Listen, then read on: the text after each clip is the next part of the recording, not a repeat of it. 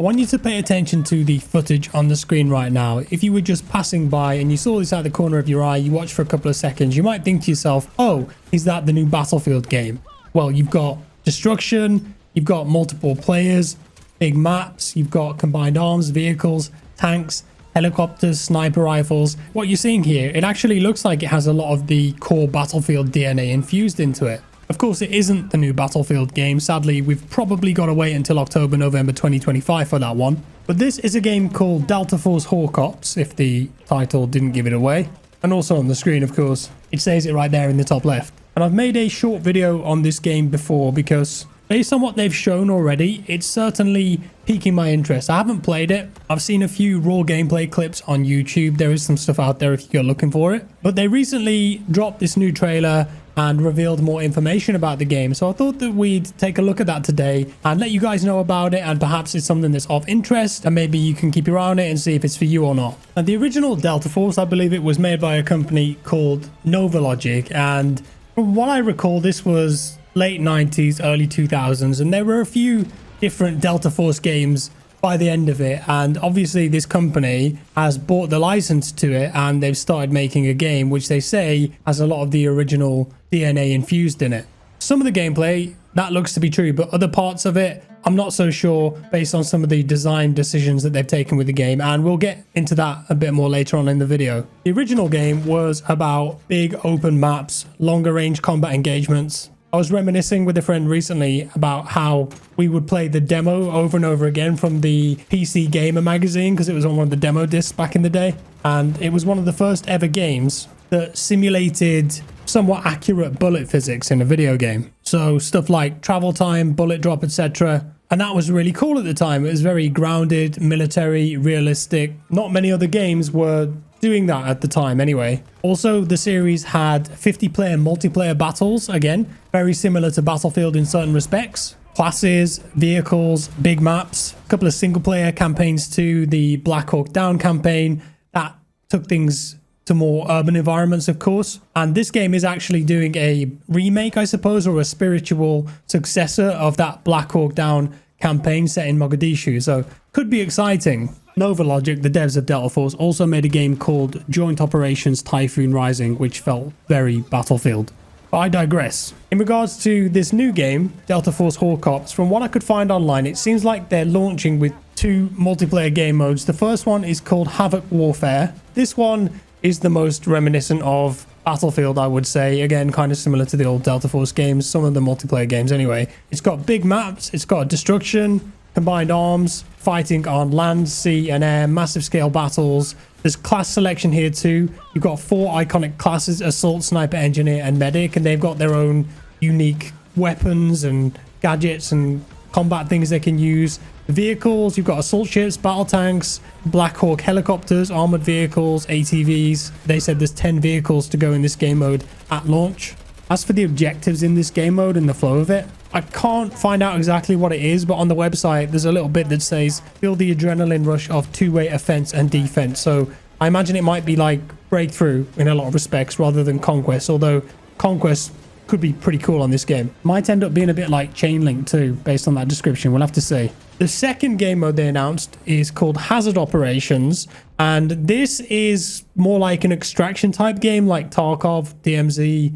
You go in, you pick your gear, you strategize with your squad, and you complete missions. So it's PvE, PvP on bigger maps, fighting against bosses, AI, fighting against other players.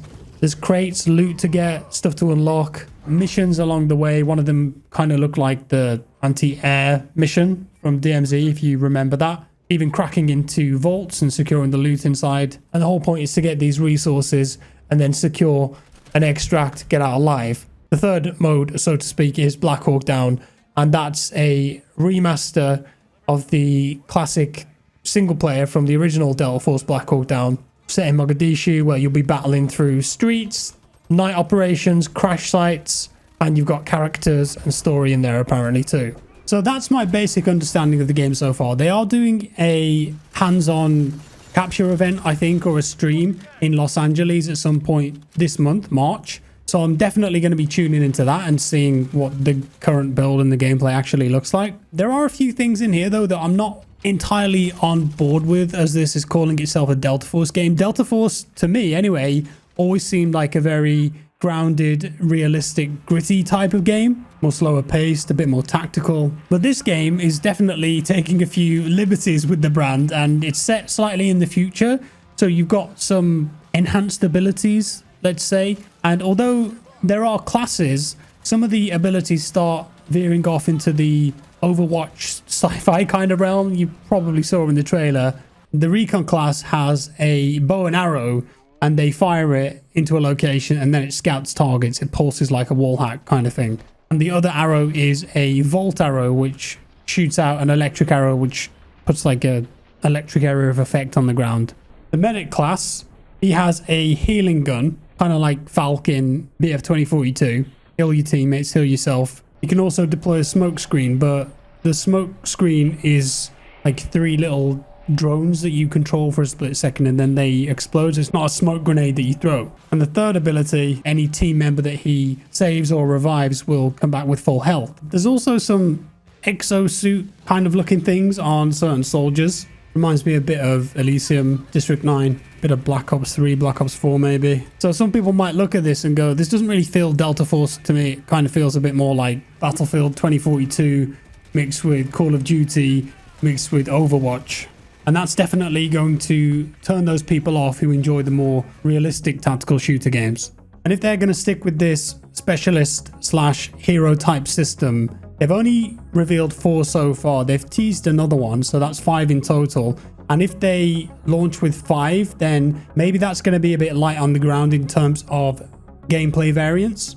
And you definitely start to lose that roleplay element where you feel like you're a soldier in a battle, you're a grunt, you have certain responsibilities for your teammates, and you can pick from a selection of guns and equipment. So you're not like a soldier here in the sense of Battlefield 3 or Battlefield 4, you're more a hero with abilities. So not entirely on board with that one. I don't think they're going to change that though. It is going to be a free-to-play game from what I could find online, so live service, I'm sure they'll introduce new classes or new heroes down the line. That's the way they've chosen to do things, so be it. There's also a bit in the gameplay trailer where the guy gets attacked by a crocodile. I think that's a crocodile, isn't it, rather than an alligator, because crocodiles have the longer snouts and alligators are quite wide and thick. But he gets attacked by a crocodile.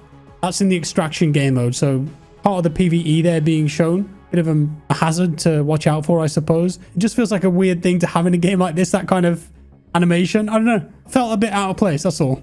I think this game would have broader appeal if they kept it a bit more down to earth, but that's just my opinion. Overall though, I think the presentation is quite nice. I'm into the fact that it's combined arms, vehicle, gameplay, land, sea, air. They're having a crack at destruction too, always appreciate that. The graphics seem pretty good, the weapon models, the animations when they're reloading, etc. A lot of attention to detail there for sure. You've got weapon modding on the guns too and tuning, lots of different attachments that you can put on and see how they're going to affect your gameplay and the stats of the gun. Over 60 attachments in total, they said, and the guns will have wear and tear on them. They're also remaking some of the original Delta Force maps, which is pretty cool. So yeah, as I said at the start, piqued my interest, definitely excited to play and try this one. Coming out on PC, Xbox and PS5 from what they said on the website, and also a mobile version of it, but I'm not typically a mobile gamer, so I don't think I'll play that. Mostly I'm excited to see a game that's attempting to go down the Battlefield route. I don't really understand why more games don't go for this style, because it's so fun, this big sandbox full of toys that you can jump into. Maybe it's just really difficult on a technical level. I'm not a game dev, I don't know. So it might be a decent alternative while we wait. We'll have to wait and see. Either way, guys, let me know your thoughts on this down in the comments below. Thank you for watching. Appreciate you being here. If you watched to the end, you're the real ones. Thanks for your support. I'm off. Have a great day. I'll see you next time. Bye-bye.